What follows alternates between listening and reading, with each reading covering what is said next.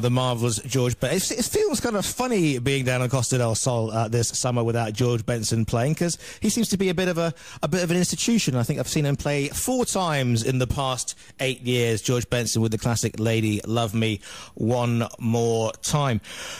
Needs to talk now, with the time coming up to about 24 minutes past, about an incredible story, speaking with Julie McSorley about perhaps the most unconventional way I've ever heard of getting back to your home country. In 1964, an Australian javeliner called Reg Spiers, yes, an Australian javeliner called Reg Spiers, decided to get back to Australia after competing in the UK in a most unconventional fashion.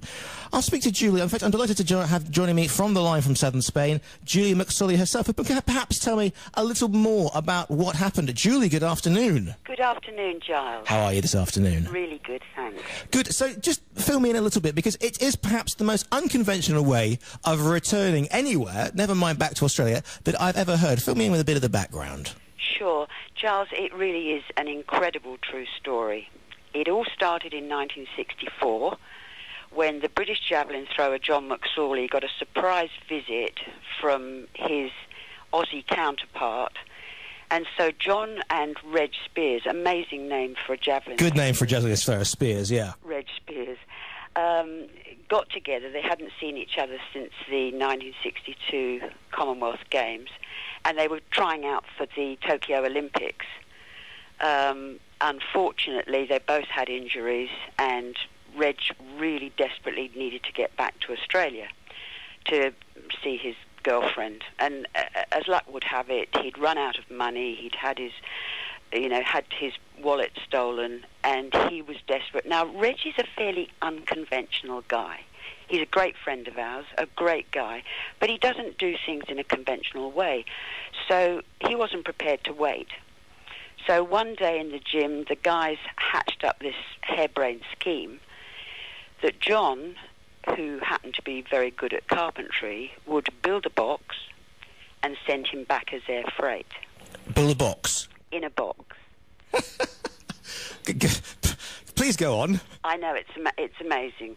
And so, with the help of a couple of friends, they delivered the box with Reg, the Aussie javelin thrower, inside, left him at the freight department of Heathrow Airport. Now, if it had all gone smoothly, it might not have been so dramatic, but of course these things never do go smoothly.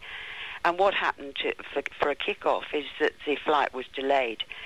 So Reg actually spent 20-something hours still in the warehouse at Heathrow Airport before he even got loaded onto a plane. The whole journey, 13,000 miles, 63 hours, via France, Bombay, Singapore, etc. You know what a long trip it is to Australia. I'm sure you've done that trip before. Right. Was just fraught. He was dangled on forklift trucks. He nearly dehydrated on the tarmac of Bombay. He had people sitting on his box, you know, the workers, the airport loaders, eating their lunch. And by the way, he wasn't happy just to stay in the box. He got out in the hold, wandered around, checked out his fellow freight. How big are we talking, like a coffin-sized box? Could he stand up? Could he sit down? How big was this box? Well, the box was, if you think about a coffin, so sort of 5.5 to, you know, a nice chunky, but it wasn't long enough for him to lie down flat. It was under 6 feet because there were regulations in those days about the size of freight. And so the box was the largest box that you could actually send as air freight. He could only lie down with his knees bent or sit up with his legs straight. And of course, if you've got a journey of that size, you need, to take care of your toiletry requirements and have some food with you, etc. So look, it was just absolutely amazing. 63 hours. It's got to be some kind of record, hasn't it, Giles? I mean, what did he take with him? I mean, did he take a particular? Did he sort of take 3 litres of water and a litre bottle to sort of pee in, or how did he manage? He had 2 bottles, one for peeing in and one for drinking. And of course, John's big warning to him before he left was, for God's sake, don't get them muddled up. you're going to have enough problems. He took, cans of food, but look, there's little things like, the airport loaders get on and you hear somebody saying, "There's no animals on this flight, are there?" Because they obviously sensed some breathing or some shuffling. Just some amazing little anecdotes, and that is really the signature event. Being in that box for 63 hours is very much the signature event of what is actually a much larger story. But it went on from there. But people always want to know, but is the hold pressurized? Did he find out?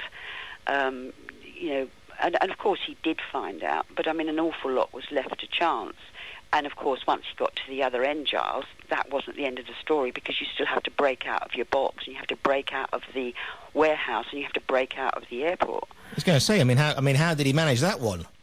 Well, Reg was an athlete. He was one of the top Australian javelin throwers at the time. He won the national championships twice. He was in the Commonwealth Games. He was a very fit guy. And, he could outrun any airport worker. And he was a real Aussie larrikin, and he's a great friend of ours. And he was a real daredevil, and we need daredevils with exciting stories, don't we? What was the most dangerous thing? Was it being dangled above the tarmac in Bombay, or? I think the dehydration, and there was one other very important thing, the fear that he could somehow get wedged in and left.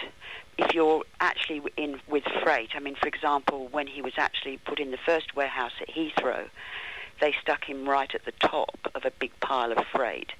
Now, you imagine if he'd been stuck in the middle somewhere and that flight had been delayed a few days, then he wouldn't have been able to have got out of his box, because other boxes would have encumbered him. John made the box very carefully. He actually made it with 2 removable ends, and he made it for that reason, so that in an emergency, Reg could just undo the little internal latches and kick the ends out. Also, it had little pennywidth gaps, so that he could still get some ventilation. But he reckoned on the tarmac at Bombay in that midday sun, it got pretty unbearable. I'm not good in enclosed spaces at all, but the very thought of being stuck at the bottom of a pile of freight would just absolutely do it for me. Absolutely. And when he was really dehydrating badly in Bombay, he actually just had to take all his clothes off.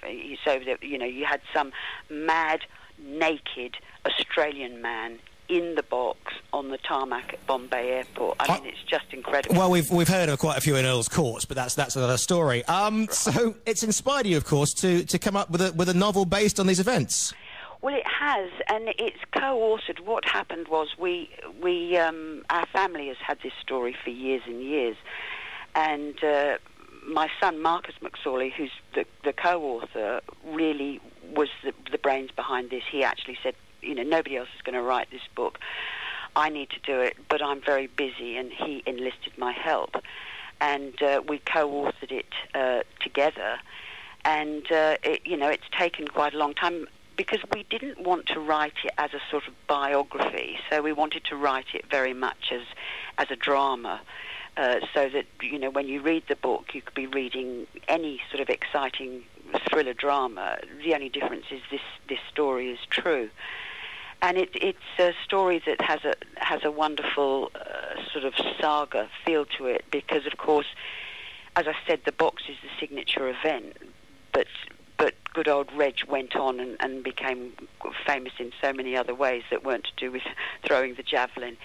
He actually ended up, after the box event, not getting rid of his sort of impulsiveness and daredevil ways, bless him, and he ended up being wanted by Interpol, skipping bail on drug smuggling charges, and he actually, over a period of 7 years, ended up on death row in Sri Lanka. Ah, right. So, yes, quite an interesting character. They said not the place that not that you want to end up in death row anyway, but to be thrown in a Sri Lankan jail, a bit of a character-building experience as well, you'd have to say. Absolutely. And so there was a whole story. The box is incredible in itself, but it's almost more incredible because of what then transpired. And so you've got the signature box story, and then a real sort of Shantaram Midnight Express exciting love story, because he actually went on the run with his girlfriend, and so it's a real sort of Bonnie and Clyde tale, very, very international, and it's, you know, a story that has always intrigued our friends, you know, being told round dinner tables late at night. And so I'm really glad that Marcus, you know, came up with this idea. I mean, it was difficult for him because he's an actor in London and doesn't have a lot of time. Right. And so, you know, he was frustrated that he couldn't, you know, just do it on his own. So it was really great because we'd always wanted to do a project of some sort together, and it's been an absolute delight. But the problem is one never knows when to stop because you just want to keep tinkering. So we've decided we're not tinkering anymore, and so we'll actually get the book out in the next few months. Is Reg still with us? Is he in Australia, or what happened to Reg? Reg is in Australia. He's visited us twice in Spain. Actually, he came out to John's big birthday party at El Chaparral about 18 months ago, which is great. He's visited us twice here. He's still a real character, larger than life. Loves La Cala, which is where I'm based. Right. Loves travelling, and so yeah. Look, you can't keep certain people down, and he's still got exactly the same personality. He's just, as we all are, a bit older. What's his reaction been like to the fact that he's going to be immortalised in a novel? Oh, he's been 100% behind it. In fact, when it first eventuated, you know, back in the 60s, there were a lot of people that wanted to write about it, I think, then. But he really didn't want to get involved in all that. And then he had his other problems with, you know, being pursued by the Australian feds, and so really now he thinks it's time. John and I spent a lot of time in Australia, and so did Marcus. And Reg came, you know, Reg being Australian, came up from Adelaide to visit us in Queensland. And one crazy weekend, you know, I put Marcus's idea to him, and he said, "Yeah, I think it's time." He said, "I think if we're going to do it, it'd be nice to do it in my lifetime." So I think it's great that, you know, at last the story will be told. And it's interesting, actually, because that year of Reg getting in the box was 1964. And as I said, John and Reg were trying out for the Tokyo Olympics and didn't make it. But, of course, Lynn Davis went to the Olympics and won his brilliant gold medal. And Lynn has done the foreword for our book.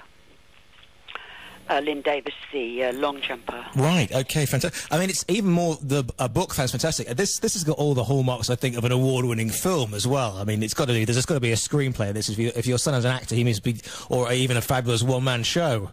Well, so many people have said that, Giles, and that it should be a movie, and so we sort of think, well, let's do the book, and you know, hopefully we'll have, you know, whetted people's appetite chatting about it today. And, you know, we've done a few readings and things as well. But it would be wonderful to see it on the big screen, certainly. If people want to find out a little bit more about that, I believe there is a website they can find out about the incredible story.